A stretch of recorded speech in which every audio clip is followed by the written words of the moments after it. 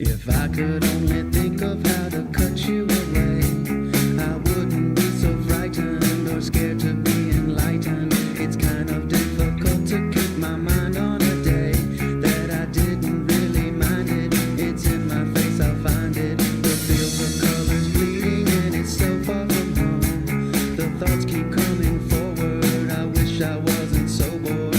Does it really matter if I'm dying alone? I often try to fake it, what's in my face I'll take it. I'm trying not to break it, the timing it was so right. The heaviness is so light, no more or less is coming. The substance stand for something, you keep speaking easy, you really do believe me.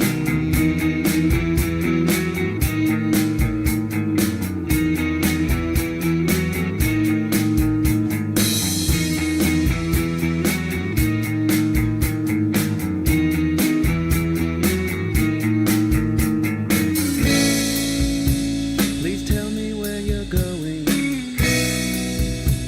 I hope my fear is showing.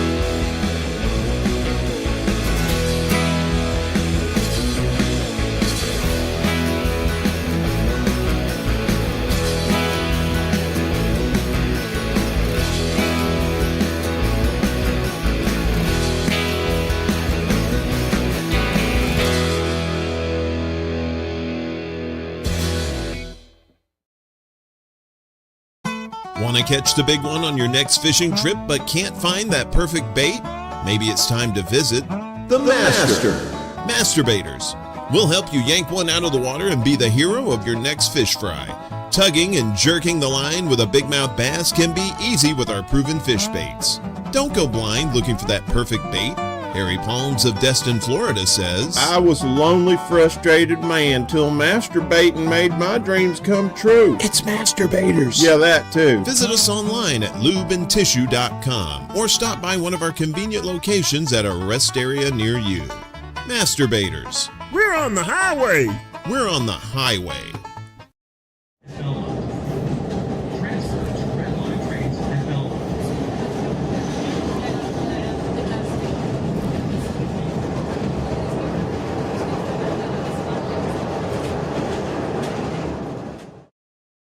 I am the devil. I am the Lord Satan from the netherworld, ruler of the damned and eternal king of hell. Even I, the master of deceit, can only stomach so much bullshit from the mainstream media and indie grifters. That's why I tune in to Morning Extra with Uncle Warren, because he eliminates my competition, and also because I know I'm gonna see that motherfucker soon.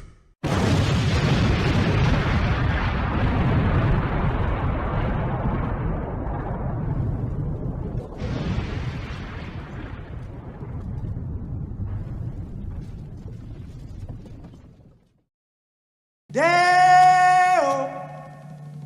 Deo.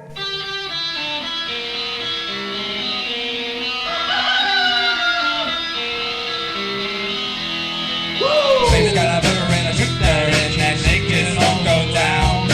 Baby's got a burger and a chicken and that shit it all go down. Corrosion to her thighs, erosion of her pride.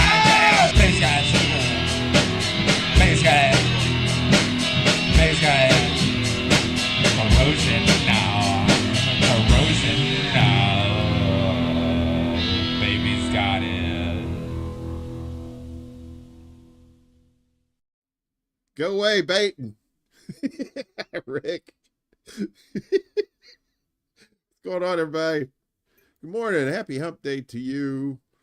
If you're not humping, if you can't hump with the one you love, hump the one you're with. Or the thing you're with. If you got a couch, you know, that seems to be a thing. We got Rick here. Rick, see, the boss is always keeping an eye on you, Rick. So, you know, he wants to make sure you're doing your job there as the concierge to hell. We got Kim in the house. What's up, Kim? Good to see you, dear. Ed Heller here, giving us, slapping us with some mad knowledge. On this day in 2002, Kelly Clarkson won American Idol, and in 1998, Google incorporated itself, and fuck the rest of us. Gene, good to see you as well. Make sure my friend here. What? Stop it! Get out. I know we kind of get the Black Bear News crew up in here. I'm sure Bella probably show up a little bit later. Around the world, D and friends. Hello, D. Good to see you. Don't forget to check out her show, I believe, tonight, 9 p.m. Eastern, unless other things happen. We got Chuck's Intergalactic UFO show. Fingerman, what's up, Fingerman? Don't let friends demo crap. That is for sure.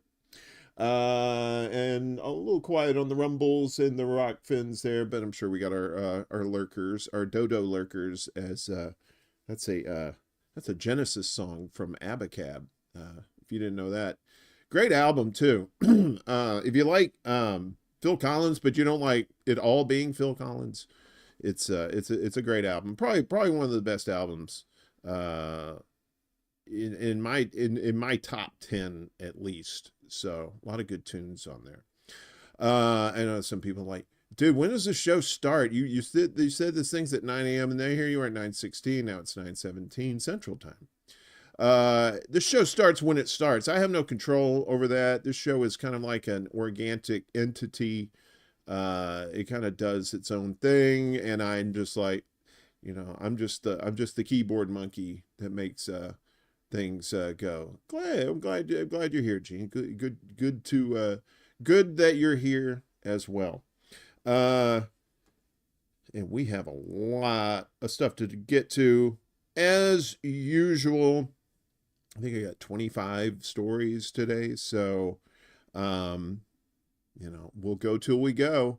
The show keeps getting later and later. I think we're going to end up being a 2-hour show, which may not be a bad thing, but I don't know. Sometimes it's hard to fill 2 hours. All right. Well, let's get to things. Of course, we're going to start with Israel and Captain Obvious. If you stop funding Israel, maybe the genocide stops, you think? This is from our friends at antiwar.com. Dave DeCamp, one of the hardest working folks in independent media, bringing you the goods. Israeli official says without U.S. aid, Israel couldn't sustain Gaza operations for more than a few months. A senior Israeli Air Force official has told Haaretz that without U.S. military aid, Israel would not have been able to sustain military operations in Gaza for more than a few months, demonstrating how crucial U.S. support is for the genocidal slaughter of Palestinians. So when you hear like these people saying, well, we wish they could do more for these people, like, yeah, you could stop funding them, stupid. The support is especially crucial for the Israeli Air Force. The report said the U.S. provides the IAF with all of its fighter planes and some of its bombs, missiles, and intelligence equipment. The U.S. also helps Israel develop joint weapon systems for all 3 layers of air defense. Since October 7th, the U.S. has shipped Israel over 50,000 tons of weapons and other military equipment. I think they just completed their 500th air shipment to them. Weapon shipments have increased over the past month, with flight tracking data showing that August was the busiest month for U.S. deliveries since October of last year. President Biden also signed a bill into law that included $17 billion in additional military aid for Israel, on top of the $3.8 billion it receives in annual military assistance. The administration recently approved $20 billion in new arms deals for Israel, which includes a new fleet of F-15 fighter jets. The official speaking to Haaretz said the IAF is crafting a recommendation to increase the domestic production of bombs, missiles, and other ammunition to reduce reliance on the U.S., but any changes would take years to implement, meaning Israel will continue to be almost entirely reliant on U.S.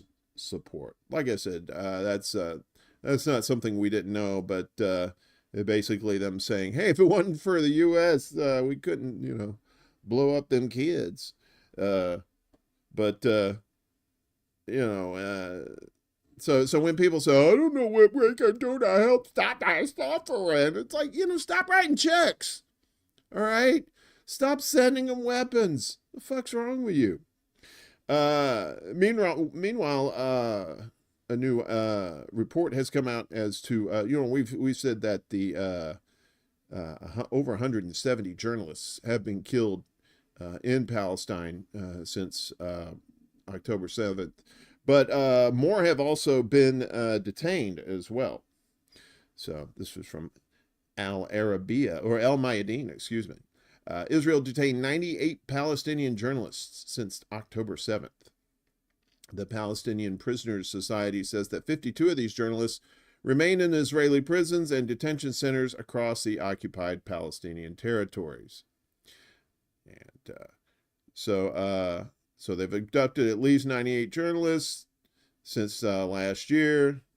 In a statement, the PPS pointed out that, like we said, 52 have remained in prisons and detention centers. Among those detained, 15 journalists, including 6 women, are being held under administrative detention, which permits Israeli authorities to hold and extend a prisoner's detention indefinitely without charge or trial, according to the statement. That sounds familiar. That sounds like some Guantanamo Bay shit. Where they're like, oh, you're a terrorist. No, I'm not. You got any proof? Well, we'll hold you till we get some.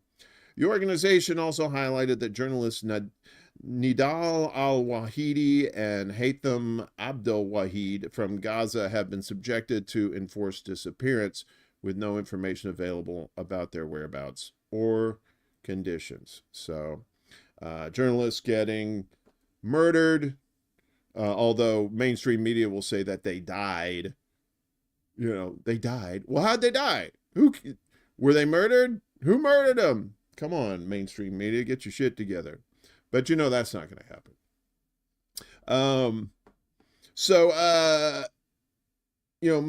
Monday was Labor Day here in the U.S., and a good day for a protest for Palestine and against genocide. So you don't have to be necessarily pro-Palestinian. You could be anti-genocide. And that doesn't mean you have to like Palestinians, but you can dislike genocide, I think. In any case, probably going to be out and about protesting. So pro-Palestinians, protesters roar through New York City in giant Labor Day march. So this was at Union Square here. That's up around 14th Street as you go up north there on Broadway. And pretty packed courtyard there. It should have been a quiet public holiday in New York City, but anti-war activists and pro-Palestinian protesters had other plans. Thousands of people roared through Manhattan Monday, chanting and screaming, blocking traffic, and blaring vuvuzelas as they reminded the city that a devastating war continues to unfold in Gaza. Is it vuvuzelas? Is that Australian thing that goes... Or am I thinking of something else? And has been the case since protests against Israel's war on Gaza began following the Hamas-led attacks on October 7th. In southern Israel, demonstrators called for an arms embargo against Israel, a ceasefire, ending the siege in Gaza, and an end to the occupation on Palestine.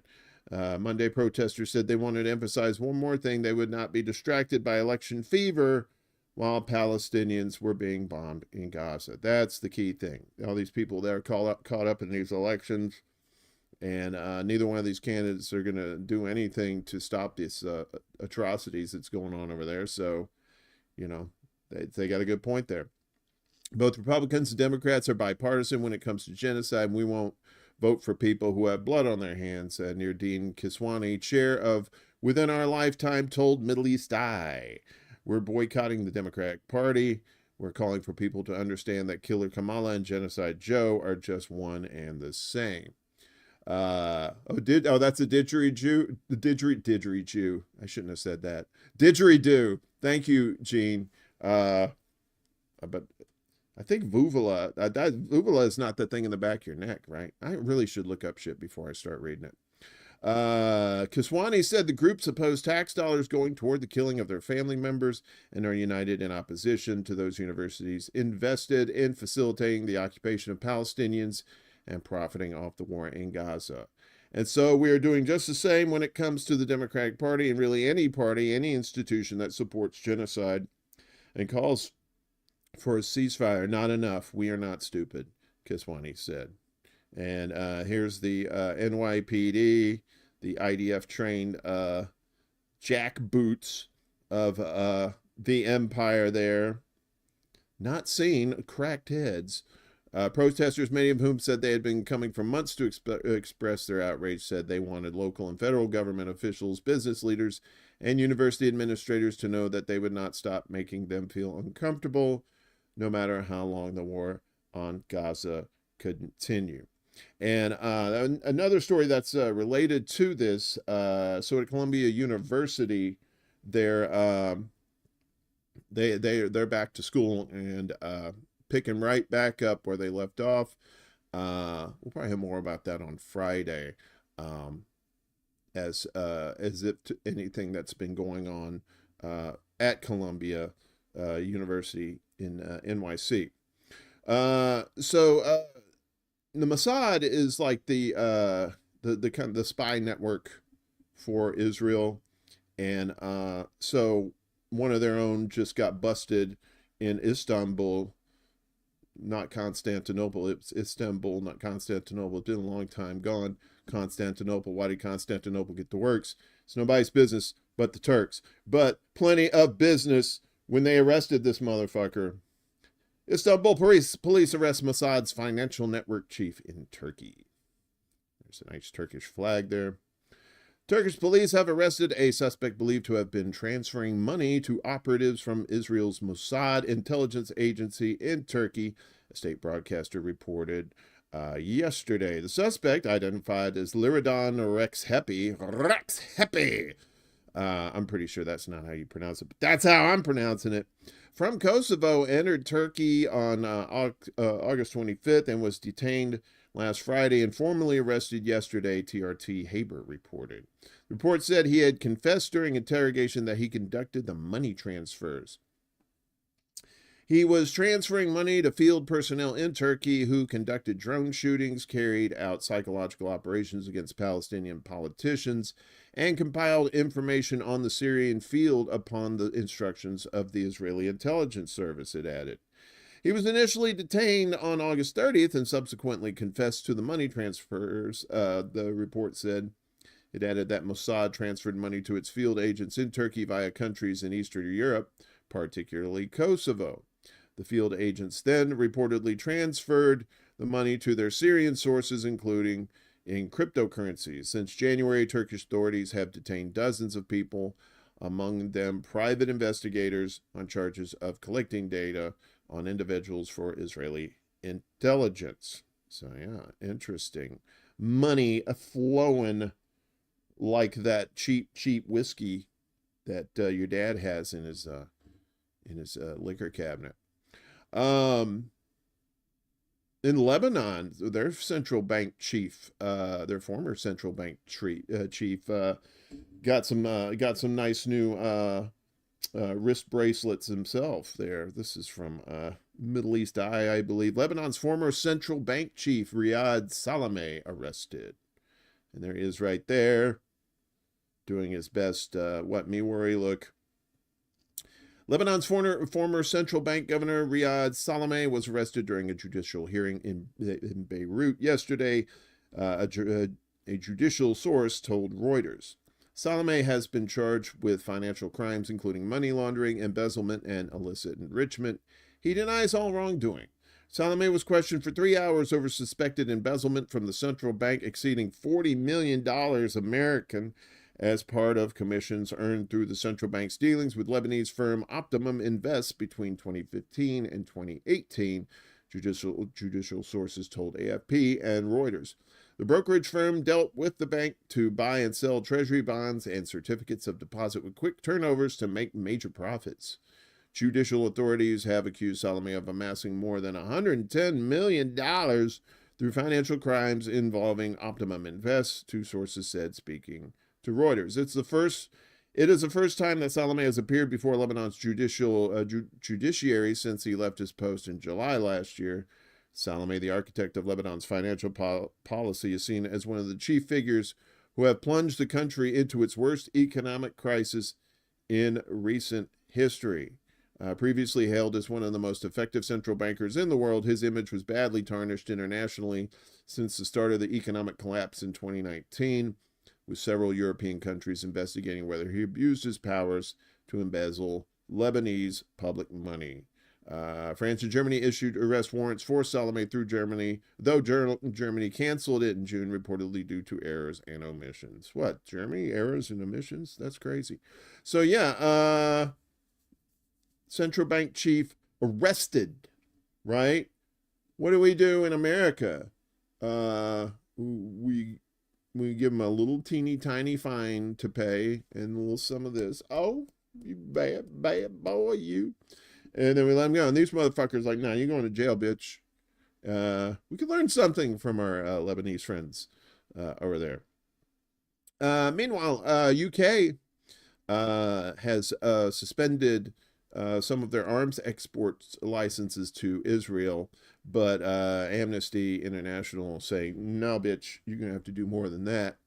Amnesty blasts UK gesture politics after suspension of less than 10% of arms export licenses to Israel. There's Keir Starmer on his way to a Wang Chung concert. Amnesty International UK has called London's decision to suspend 30 out of 50 active arms export licenses to Israel gesture politics, calling the decision too limited and riddled with loopholes. The decision means that while ministers apparently accept that Israel may be committing war crimes in Gaza, the government is nevertheless continuing to risk complicity in war crimes, apartheid, and possibly genocide, definitely genocide, by Israeli forces in Gaza, the organization's chief executive, Sasha Deshmukh, said yesterday. London's suspension, announced by Foreign Secretary David Lammy on Monday, covers components for certain types of military aircraft, including fighter planes, helicopters, and drones. Around 320 other licenses, including for items of civilian use, remain unaffected. We recognize, of course, Israel's need to defend itself against the security threats, but we are deeply concerned by the methods Israel has employed and by reports of civilian casualties and the destruction of civilian infrastructure in particular, Lammy told Parliament. UK Defense Secretary John Healey told British media this week that components for F-35 fighter jets were deliberately excluded from the suspension as 20 countries use them, and it would be hard to distinguish which components would go into Israeli jets. Right.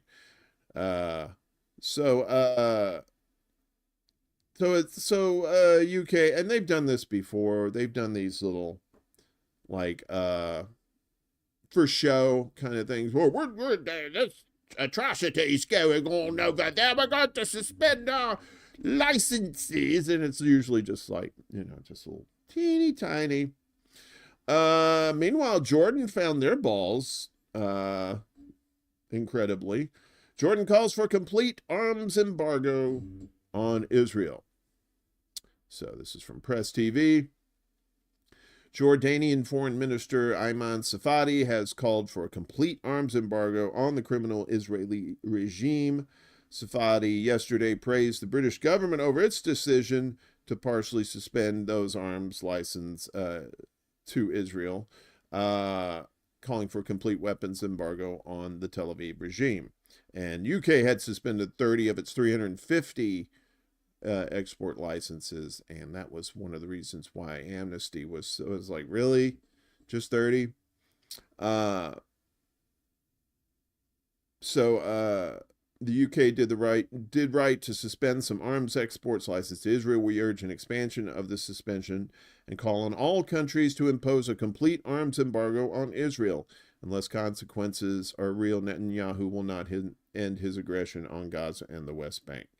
That's from Ayman Safadi. Unless consequences are real, Israeli Prime Minister Benjamin Netanyahu will not end his aggression, will not stop violating international law or violating intentional law and threatening the security of the whole region. So Jordan's calling for it, but, that's one of those things. Not quite sure if it's going to happen or not. We'll see. A lot of optics. That's what I'm one of these don't say do kind of persons, that because I've heard people talk too much shit. Do it. And once you do it, then you can get some attaboys. We in our resignation block. This is crazy. We got another one coming up, but Israel is starting to fall apart as far as like their staff of people are concerned. This is from the Cradle. Wave of resignations continues in Israel as police intel chief steps down. The chief of Israel's police intelligence division plans to resign, Israeli media reported this morning, because it's like in the afternoon. They're here. This comes amidst a recent wave of resignations in the Israeli military and security establishment. Deputy Chair Dror Asaraf, head of the Police Intelligence Division, I think that is Department Chair, I'm not sure what that is, announced to newly appointed Police Commissioner Daniel Levi on Wednesday his intention to step down from his role, the Jerusalem Post said. According to Hebrew newspaper Mariv, Israeli National Security Minister Itamar Ben-Gvir, who is in charge of the prison system and police, has been blocking the promotion of several officers, including Asaraf. Israeli media reported earlier this year that Israel's High Court has shown great concern over a law passed in December 2022, which granted Ben-Gvir broader power over the police system. Asraf is the fourth to resign from his post in recent days. Major General Tamir Yadai, the commander of the Israeli Army's ground forces, decided to resign for personal reasons, Hebrew news site Walla reported yesterday. They also reported that the commander of Israel's Unit 8200, that's their spy complex, Brigadier General Yossi Shariel, plans to announce his resignation in weeks to come. Unit 8200 is the same unit whose headquarters was targeted by Hezbollah as part of the retaliatory attack in late August. And Ynet reported that the intelligence chief of the Army's Gaza division also plans to leave his post. In April, Aharon Haliva, head of the military intelligence directorate, resigned over his failure to prevent Operation Al-Aqsa flood on October 7th. Shin Bet chief Ronan Bar has also reportedly expressed an intention to resign for the same reason once the war ends. So, a lot of rats leaving that sinking ship. And same going in Ukraine. Apparently, they're having some difficulties keeping their people there. Their foreign minister quit. That's according to the parliament speaker. Dmitry Kuleba has reportedly joined four former cabinet ministers who have already been dismissed by Vladimir Zelensky. Kuleba tendered his resignation to the national parliament today, according to Speaker Ruslan Stefanchuk, amid an ongoing purge by Ukrainian leader Zelensky. Four other cabinet members, the Deputy Prime Minister for European Integration, Olga Stefanishin, Minister for Strategic Industries, Alexander Kamyushin, Minister of Justice, Denis Maliuski, and Minister of Environmental Protection, Ruslan Strislitz. Wasn't there a Ruslan in there before? Yeah. Oh, yeah, the Stefanchuk. Were also relieved of their post by Zelensky on Tuesday. Prime Minister Denis Schmeigel will reportedly keep his job, the outlet claimed. Rumors about Kuleba's imminent departure began circulating as soon as the other changes in the cabinet were announced. And then the likely replacement for Kuleba might be Andrei Sibiga, former ambassador, described by the outlet as both Zelensky's deputy chief of staff and Kuleba's own deputy. The prediction on Tuesday evening cited a source in Zelensky's office. The cabinet purge comes after the official expiration of both Zelensky's presidential mandate and that of the Ukrainian parliament. The Ukrainian constitution provides only for the extension of parliamentary terms, but Zelensky had argued the martial law announced in February 2022 allows him to postpone all elections indefinitely. This guy. So yeah, people like, fuck you, I quit. I don't want any part of your bullshit anymore. In Russia, they have a French researcher that they've held for allegedly spying over there, and apparently they're going to hang on to this person. This is from RFI in France.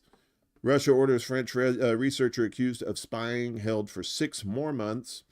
A court in Moscow yesterday ordered a French researcher to remain in jail until at least February 2025 on the first day of his trial for unlawfully collecting sensitive data. Laurent Vinatier was arrested in June for gathering information on Russia's military without being registered as a foreign agent. There's a gentleman right there. As we said, let's see, the court set the next hearing for the case for September 16th, granting Vinatier's request for more time to prepare. The 48-year-old French national has been charged with collecting information on Russia's military and military technical activities, according to court officials, and he faces up to 5 years in prison if convicted. After he was first arrested, he admitted to the charge of not having registered as a foreign agent, saying he did not know that he was legally required to do so. He has been held in pretrial detention since his arrest in June, despite several requests to be placed under house arrest. So there you have it there. Russia taking care of a little business there. But again, this remaining in jail, for your trial, that's no good anywhere in the world. We see that a lot here in the United States, including spies. Apparently, there's spies up in New York's government, in the governor's mansion anyway. So who is Linda Sun, ex-aide to New York governors charged with spying for China? This is this lady right here, with her husband, I believe. Yes, her husband. So, former senior aide to 2 New York governors has been charged with acting as a secret agent for the Chinese government by the U.S. authorities. Linda Sun, a former deputy chief of staff to New York Governor Kathy Hochul and former Governor Andrew Cuomo, was charged on multiple counts along with her husband and co-defendant Chris Hugh, according to the U.S. Attorney General. The couple are naturalized U.S. citizens. Sun was charged with violating, conspiring to violate the Foreign Agents Registration Act, visa fraud, alien smuggling, and money laundering conspiracy, according to an unsealed copy of the 64-page indictment. Her husband was also charged with money laundering, conspiracy, and conspiracy to commit bank fraud, as well as misusing means of identification, according to prosecutors. Couple's home on Long Island was raided by federal investigators in July.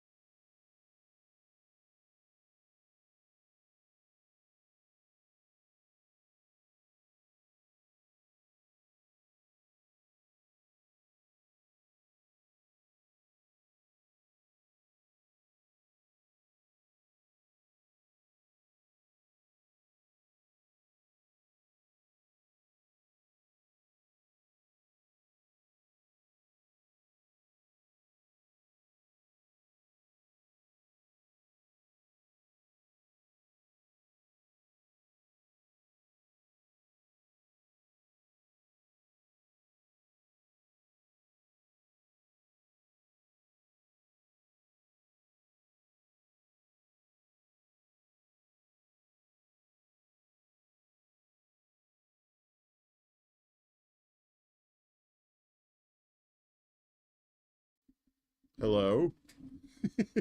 What the fuck just happened? Hang on a second, guys. Yeah, the computer crashed, so I had to restart it. I'm doing some things here. Okay, I think we're back on the beat. Maybe. That was wild. I was definitely not expecting that. I know, what the fuck, Wednesday, right? I was just amazed that I could get this thing going again. Kate, it wasn't your fault, dear. It was my fault, or my computer's fault. Apparently it doesn't like Chinese spies or something. Give me just 1 second here to get kind of organized here. My little boxes, giggity, are not open the way they should be. I'm just gonna do this real quick, and then we're gonna get back down to business. So, no, that was not it. That was not an internet thing. So it was probably, I think, just my computer just had a little bit of heartburn. Just doing one more thing here, and I think we're back in business. All right. So anyway, no more spies for her. Hang on just a second. I gotta do one more thing, and we will be all ready. How's everybody doing today, by the way? Is your Wednesday everything you wanted and more? I really hope it is. Okay. Good, very good. Fortunately, I don't have too much shit that I got to turn back on whenever the thing does go tits up. So, but thanks for sticking around. If you did, Actually, more people showed up. Maybe I should crash this more often. Nope, not saying that. So sanctions. Let's get back to business here. You can sit down, buddy. You're fine. He's like, what? We back on? Yeah, we're fine. Okay, you sure? I think so. I see people.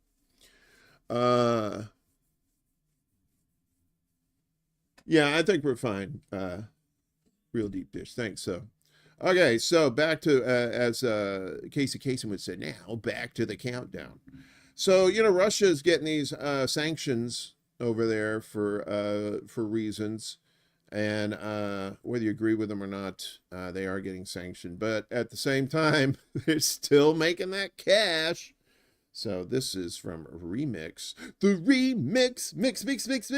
Do. You've gone too far this time. Oh, that's the Reflex. Sorry. Duran reference. So much for sanctions. Russia surpasses U.S.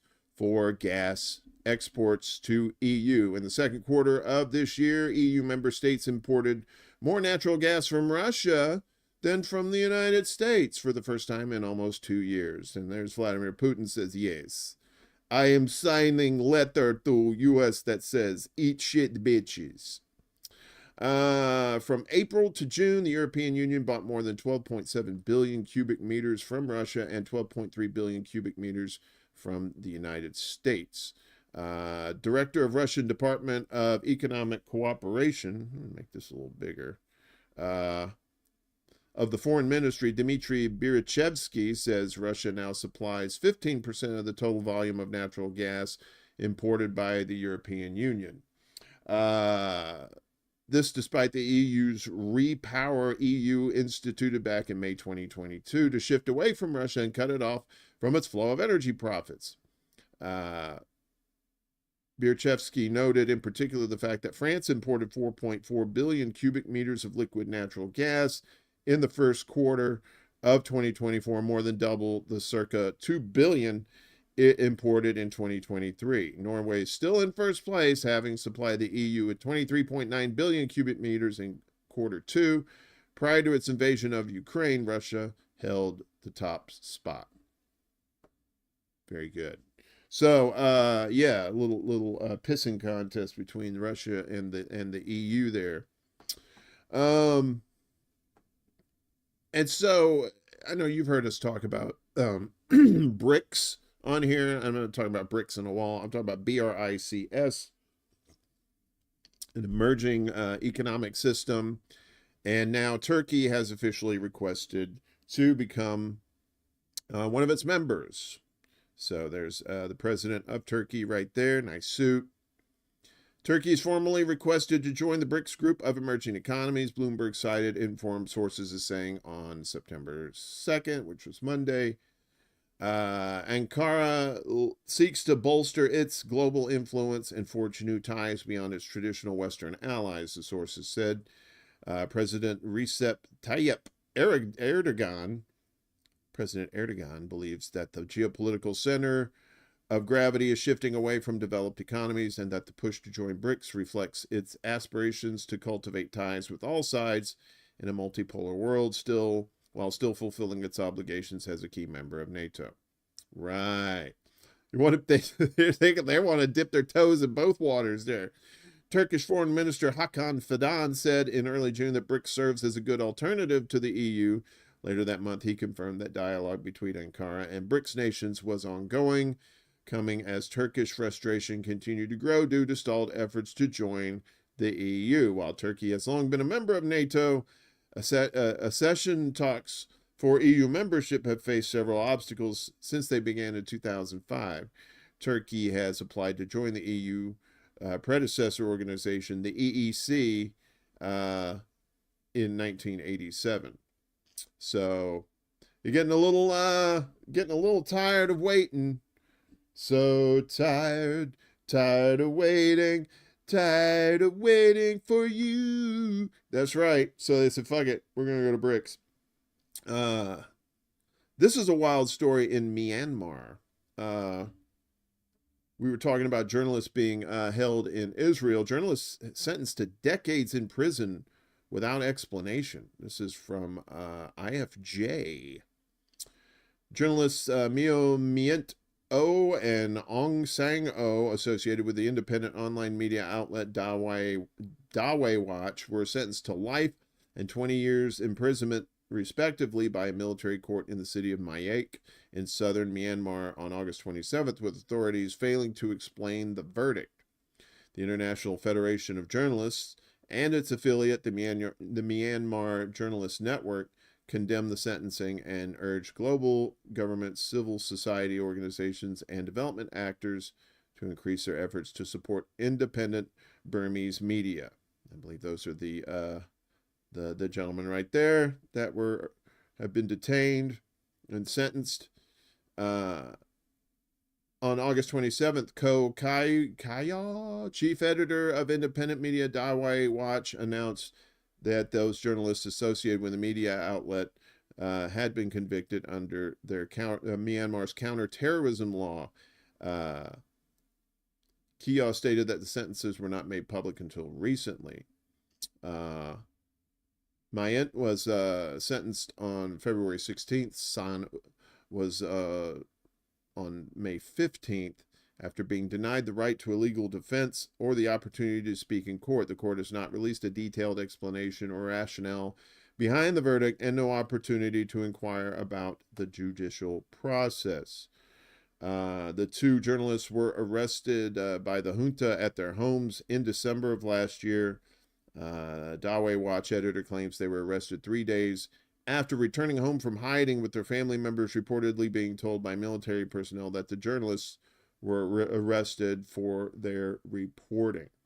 So it's these stories that we have to watch out for, even in countries we don't normally cover too much on here or in other parts of independent media. But it's one of those things we have to make sure that people know that journalists literally around the world are being suppressed, jailed, some of and murdered too. What's up, Steve? Good to see you. I'm glad you're here for the post-crash show. Still don't know what happened. I'll tell you, though, the whole screen, I got like 3 screens here, and all of them went black, and I'm not trying to be racist, but the black screens are not a good thing, especially when you need to use them for the show. So could have been a little too much juice as far as things going on, and it said, hey, buddy, we need to reboot. So, did you know there's a queen of trash? I mean, I'm not talking about your ex. I'm talking about an actual queen of trash. So, yeah, this in Sweden right now. Queen of trash on trial in Sweden's biggest toxic waste scandal. And there she is right there, the glasses and the thing.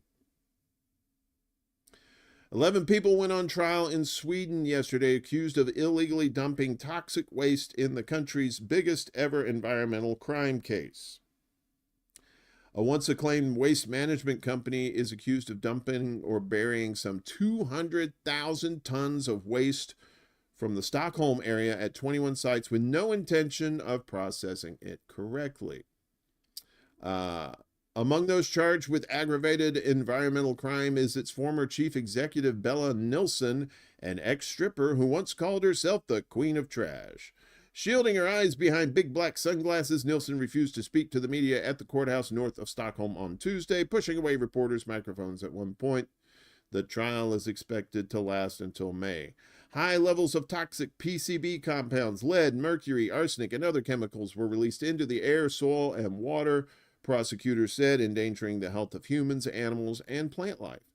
They say the now bankrupt NMT Think Pink collected waste with no intention or ability to handle it in line with environmental legislation. The waste consisted of everything from building materials to electronics, metals, plastics, wood, tires, and toys. Think Pink left the piles unsorted and abandoned, according to the charge sheet. Nilsson's ex-husband Thomas, the company's founder, and Leif Ivan Carlson, an eccentric entrepreneur, starred in a reality show about his over-the-top lifestyle, are also among those indicted, along with waste broker Robert Silverstein, an environmental consultant who helped the company pass inspections, Magnus Carlson, another Carlson, has been charged as an accessory. Right? So, you think the shit's crappy over here with all of our trying to get rid of our nuclear waste, and yeah, it's Sweden having one today as they're getting rid of their environmental evils there. And this, I know we've been reporting in Africa about the flooding situations there, and now with the climate change, it looks like they're going to have to kill some animals as well. So this is from Africa News. Namibia begins culling at least 700 wild animals. An extreme solution to address the increasingly alarming climate situation. To mitigate the record drought of this season, Namibia has began culling of 700 wild animals in national parks. While this decision has shocked part of the public, the government considers it a key measure in its plan to combat the risk of flood insecurity. Culling of hundreds of wild animals is expected to provide meat to the most vulnerable populations. The government has also offered another explanation. Reducing the number of animals should allow national parks to have more water reserves during these difficult times. This operation, led by professional hunters, targets animals such as hippos, buffaloes, and elephants, among others. Despite the government's justifications, the decision has not been accepted, especially by the conservationists or the conservatists. Animal protection organizations have launched petitions to have the operation canceled. Last May, Namibia declared a state of emergency due to the drought affecting all of southern Africa. According to the World Food Program, about 1.4 million Namibians, nearly half of the population, are currently facing acute food insecurity. So, very sad news. You hate to see the people, killing animals, even for what they may consider the right reasons. I mean, you have to, I don't know, maybe, I don't live there, but I would assume that working on their infrastructure there is kind of a nightmare. What's up, Desert Mantis? Good to see you. Hey, Kate. Yes, we're back. Sorry about that. The computer went poo-poo for a second.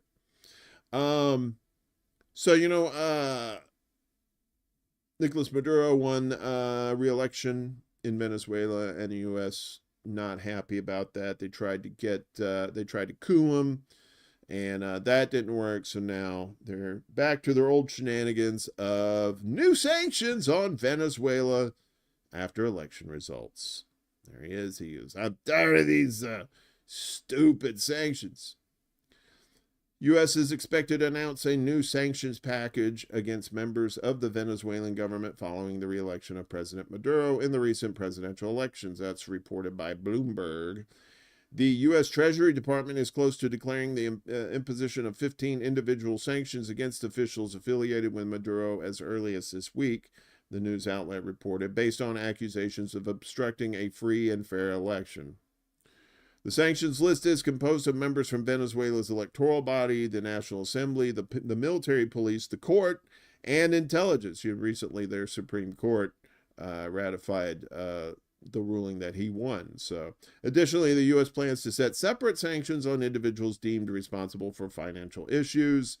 The U.S. and its Western allies denounced the re-election of Maduro for his 2025 to 2031 term, despite receiving 51% of the votes. More sanctions, please. Thank you. That's what they said they're going to do, and sure enough, that's what it's going to do. But meanwhile, speaking of the opposition, that was backed by the United States. Turns out that he's in a little bit of trouble as well. What's up, Max? They stole his plane. Yeah, we're going to get to that in a second. So Venezuela judge issues an arrest warrant for opposition candidate Gonzales. President Maduro has been cracking down amid mass protests over July's disputed presidential election. There's Gonzales right there, either awkwardly saying hi to someone or he's having a stroke. I hope neither one of those things is happening. A Venezuelan judge has issued an arrest warrant for the opposition's former presidential candidate Edmundo Gonzales, who claims to have rightfully won July's disputed election against President Nicolas Maduro. The warrant was issued on Monday at the request of the Office of the Public Prosecutor. That's interesting. The warrant was issued Monday, and something else happened on Monday, which I just mentioned, but we'll mention again here in a second. At the request of the Office of the Public Prosecutor, which is conducting a criminal investigation into the closely fought election, it sought the warrant after 75-year-old Gonzales, a former diplomat, failed to appear 3 times to answer questions on charges including conspiracy and falsifying documents in relation to the election. Attorney General Tarek Saab shared a photo of the warrant with the Reuters news agency via message on the Telegram platform. The warrant follows weeks of comments from top government officials saying Gonzales and other members of the opposition should go to jail. So this happened on Monday. And what else happened Monday? U.S. seizes Venezuela leader Maduro's plane, citing sanctions breach. Womp, womp, womp. Oh, you salty bitches. So the U.S. says they seized a $13 million aircraft allegedly bought for Venezuelan President Nicolas Maduro in violation of sanctions. The Dassault Falcon 900EX was seized in the Dominican Republic on Monday and has been brought to the U.S. state of Florida, according to the U.S. Department of Justice. Maduro was not on board. The seizure comes as the U.S. increased pressure on Maduro's government after contested elections in July. In a statement, Attorney General and runaway Muppet Merrick Garland has said the aircraft had been illegally purchased through a shell company and smuggled out of the U.S. Such a transaction would violate sanctions imposed by Washington in 2019 that prohibit U.S. citizens from engaging in sales to individuals acting indirectly or directly on behalf of Maduro's government. The department will continue to pursue those who violate our sanctions and export controls to prevent them from using American resources to undermine the national security of the United States, Garland mumbled under his breath after having another stiff drink because, his wife hates him. Everybody hates him. Yeah, nobody likes that guy. So, we told you about Gonzales snubbing appeals to get to come before their government. Well, Blinken is doing that here, and he's probably going to get a slap on the wrist or probably get a good talking to. This from the Cradle, the cradle.co. What's up, Willie? Good to see you, man. Blinken snubs House subpoena over botched Afghanistan withdrawal.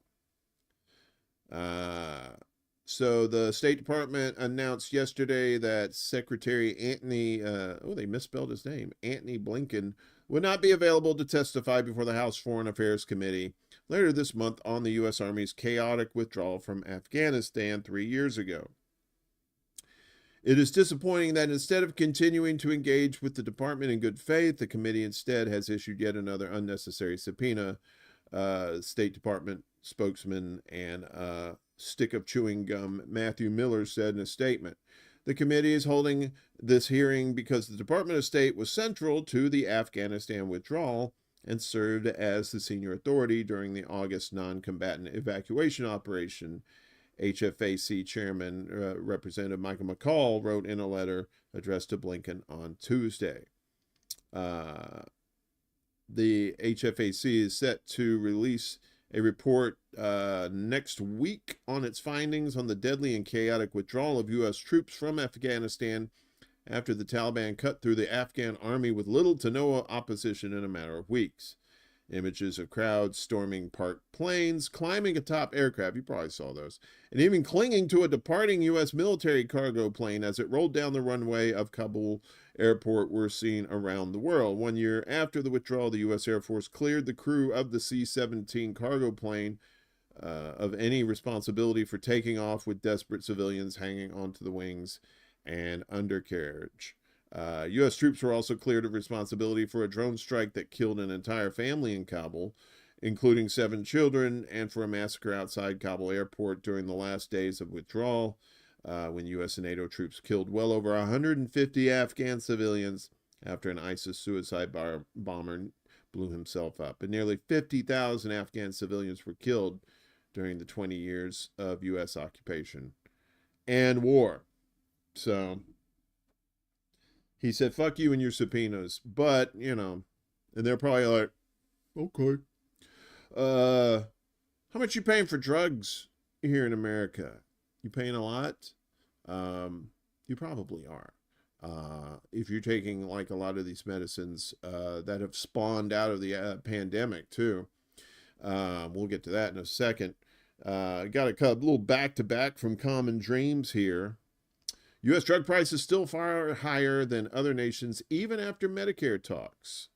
The Biden administration's Medicare drug price negotiations yielded lower costs for 10 commonly used drugs, and the White House said last month that Americans would save an estimated $1.5 billion in out-of-pocket expenses thanks to the talks. But an analysis out yesterday found that the U.S. will still be paying far more than other wealthy countries. Reuters reviewed the maximum prices that Australia, Japan, Canada, and Sweden have agreed to pay for 9 of the 10 drugs for which Medicare negotiated prices this year, and found that the U.S. will still be paying more than double the amount for the medications on average. New prices are set to go into effect on January 2026, but 2 of the highest prices the U.S. will still pay are for Imbruvica for blood cancers and Stelara for conditions including Crohn's disease and psoriasis. Medicare will be charged $9,319 for a 30-day supply of the latter drug, compared to $4,607 in Sweden. For Stelara, the U.S. will pay $4,695, more than 4 times the amount it costs in Sweden, Australia, and Canada. For Enbrel, which treats conditions including arthritis, Medicare will pay $2,355 per month, far less than the list price of $7,106, but still more than $1,000 over what Sweden has charged, $709. Australia pays $573, while Canada pays $704, and Japan pays just over $300 for the drug. And you remember when the vaccine was free? Suckers, those days are over. COVID vaccines now cost up to $200 for uninsured in the United States. $200. They couldn't give that shit away literally at one point. Now they're charging $200. The latest coronavirus vaccine costs up to $200 for the roughly 25 million uninsured people in the U.S. Hang on just a second here. Due to the defunding of a federal program that previously covered the costs, the Washington Post reported yesterday. It's the latest tear in the safety net as pandemic-era programs wind down, the newspaper reported. COVID-19 vaccines were free for everyone in the U.S. in 2021 to 2022 per federal policy. However, in January, congressional Republicans negotiated a deal that rescinded $6.1 billion in emergency coronavirus relief funding, which killed the Bridge Access Program, BAP, launched in April last year that covered the costs for the uninsured. The latest version of the vaccine was approved on August 22nd. It costs just over $200 for uninsured patients at CVS pharmacies in Nashville and St. Louis, examples cited by the Post. Raynard Washington, head of the Mecklenburg County Health Department in North Carolina and chair of the Big Cities Health Coalition, said that vaccine manufacturers Moderna and Pfizer-BioNTech should lower their prices to make the shots more affordable for health agencies. What's at stake is we're reverting back to a system where a person's financial ability to be able to pay will determine their ability to be healthy, Washington said. News of the lack of affordable access to the COVID-19 vaccine for uninsured people led to outrage on social media, with one Twitter user asking, "Is this the way to keep the rest of us safe?" and another declaring, "This makes me want to scream." Yeah, I mean, if the shit actually worked. But, no, you know that old children's tale from the sea. Finally, in our regular news, it's hot in Phoenix. You live in Arizona, you know what's up. But they set an ominous record yesterday. This is from Fox 10 Phoenix. Your local Fox affiliate in Phoenix. Phoenix reaches 100 degrees for the 100th straight day. That's over 3 months straight 100-degree weather in Phoenix. So there's still a few more weeks of summer, yes, but the National Weather Service says that Phoenix broke the record for the meteorological summer, which is June through August. The average daily temperature during those 3 months was 98.9 degrees. The previous record was set just last year. We were at 97. Can you believe we beat it? Also today, the National Weather Service says that we have reached 100 straight days of 100-degree temperatures, and those high temps aren't going anywhere anytime soon. Nope. They sure as hell aren't. I think it was 114 yesterday. The previous record was 76 straight days. Police in Buckeye have arrested the driver who they say slammed his... You know what? Fuck Buckeye. Nobody cares about Buckeye. Yeah, so the previous record was 76 straight days. That was 30 years ago. Yeah, excessive heat warning going into effect for the valley, and it's probably gonna keep going up. It's probably gonna be 100 and at least 100 in a few more days. So pretty wild stuff there. And if you're in Arizona, I mean, I don't know if you've seen these videos of like tires melting and stuff like that. I mean, it's fucking hot out there. Make sure you're drinking lots and lots and lots of water. Stay hydrated. I mean, if you already live out there, I'm pretty sure you know that. But if you're heading that way, bring a swimming pool or maybe a refrigerator with you. We always say that censorship is the sincerest form of propaganda. And well, our buddy BB over in Israel, taking things to a new level, wanting to cancel a news outlet. How shocking. The sharing of biased and false news has become all too common on social media. More alarming, some media things are true without checking facts first. Unfortunately, some members of the media use their platforms to push their own personal bias and agenda to control exactly what people think. And this is extremely dangerous to our democracy. So this is Al Mayadeen, who covers Palestinian news while things are going crazy over there. So, irked by Al Mayadeen, Netanyahu urges shutting it down in the West Bank.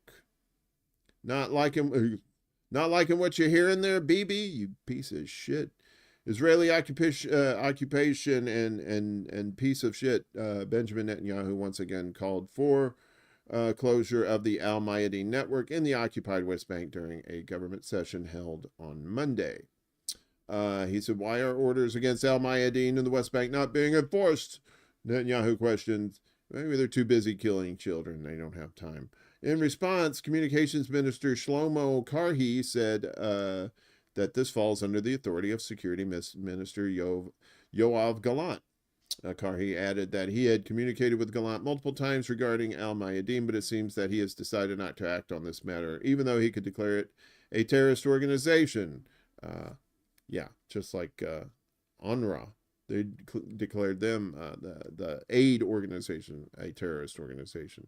He said, adding that the failure to do so poses a danger to Israel. Netanyahu's deputy pointed out that it is not possible to shut down Al Mayadeen in the West Bank under the law, as it does not apply in that area, which falls under the jurisdiction of the Israeli military's Central Command. So yeah, they're trying to shut down Al Mayadeen over there. I know the Cradle has been, they've gone after them too as well. So, you know, we have to keep an eye on this stuff. Like we say, you know, like journalists go into jail for reasons, and you know, and then they're trying to shut down these news outlets too. I mean, you've seen it, like you've seen independent news getting shut down on YouTube and whatnot too. So always be diligent, even if you're not a fan of the press. We do need the press that actually does the heavy lifting of getting the news out there. So yeah, so please, we'll always keep an eye on that here as well. And this last one, you're like, well, why are you showing this, dude? This is just, you know, this is just like red meat for the red base or whatever. But so Kamala Harris running for president, she was recently in Detroit, and her accent changed, right? You better thank a union member for sick leave. You better thank a union member for paid leave. You better thank a union member for vacation time.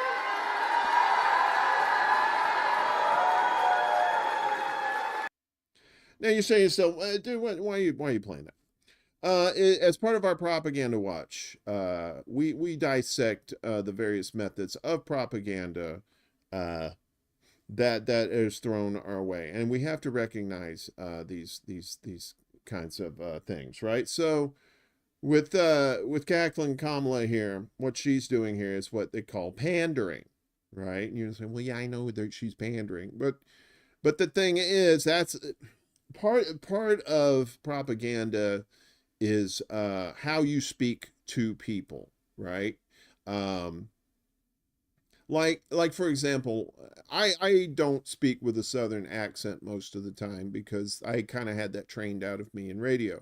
But when I'm around around my sisters, particularly my middle sister who lives down south, or if I'm talking to her on the phone, that redneck accent tends to come out a little bit. What y'all doing down there? How's your mom and them? You know, that kind of shit. So, but usually that happens as just like psychologically, you fall back into these old patterns of what you used to do, right? It's more of a comfort thing. But so what she's doing there, she's doing this pandering voice to try to ease these people into thinking that she's one of them. And, you know, and to be fair, I mean, most of these people that go to these rallies, whether it's Democrat or Republican, are already bought in to the bullshit anyway. So, but I've been seeing that go around, and it's just very disgusting to see that kind of shit going on. And I'm pretty sure the people in Detroit are are well aware that this chick is full of shit, and hopefully they're aware that all of them are full of shit, and will decide to help shut it down instead of doing this ridiculous voting on the national level stuff that never works. So, I mean, that's it for the stories. You know, despite the weird, I'm amazed that we got able to come back on, to be honest with you. It's Death to Tyrants over there on the rock thing. Good to see you, bud. You know, I'm glad you guys stuck around. We've got some fun stuff coming up later this afternoon. I believe Willie was supposed to have Bragland yesterday, had some technical issues, but supposed to be back on today, 5 p.m. Eastern. Is that right, Willie? And so be sure him and Jimmy Sunderland together. Also, I think he's doing a show tonight too. Or when is that? No, you're doing another show with Shane Coughlin talking about MMT. I think that's probably Friday too. Anyway, we got some peeps coming on here for ExtraBulla Live tonight. Our buddy Game.Film is going to be with us. We're going to talk about games and film and all the other things that he wants to talk about. Should be a good time. That's going to be 7 o'clock p.m. Eastern, 4 p.m. Pacific time on your local stations. Also on Friday, we got our buddy Lucy. She was supposed to be on last week. We're going to get her back on this Friday, 8 p.m. Eastern, right here on ExtraBulla Live. Double dipping with EBL and hanging out with our pals. So, oh, that's tomorrow, the one with Shane? Okay, good. So a lot of stuff going on this evening. Make sure you're supporting independent media, independent shows. Don't give your money to grifters. Stay out of the cults, and free Palestine. So we will see you. I will see you again tonight at 7 o'clock Eastern with Game.Film. I'm looking forward to that. I love talking about movies. I like talking about video games, and you know, I think it's going to be a good time. And their place in 2024, right? Maybe talk about AI starting to write movies and stuff like that too. Some scary shit for sure. But that's going to be it for me. I don't want to tempt fate and have this thing crash again. I love and appreciate every one of you guys. If you're new, if you're watching this later, or if you're watching this now and you're not subscribed, just give us a like, a share, and a subscribe. Tell your pals we're doing straight news on Monday, Wednesday, Fridays, 10 a.m. Eastern on YouTube, Rockfin, and Rumble. And look down below in the description if you want to donate to the show. We got Patreon. We've got, I think we got CashApp and some other stuff. So there's various ways that if you want to donate to the show, if you're able to do it, I would appreciate it. If not, no worries. You know, just like, share, and subscribe. That's just as important too. So thank you, everybody. Love each and every one of you. And as I believe it was Euripides once said, and I'm paraphrasing, smell you later. This is SETI Alpha 5! Woo!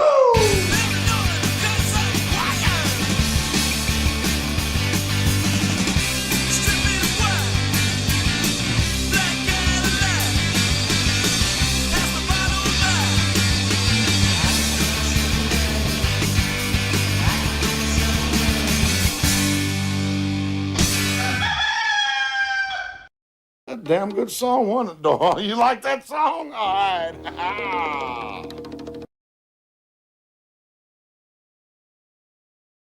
Soon.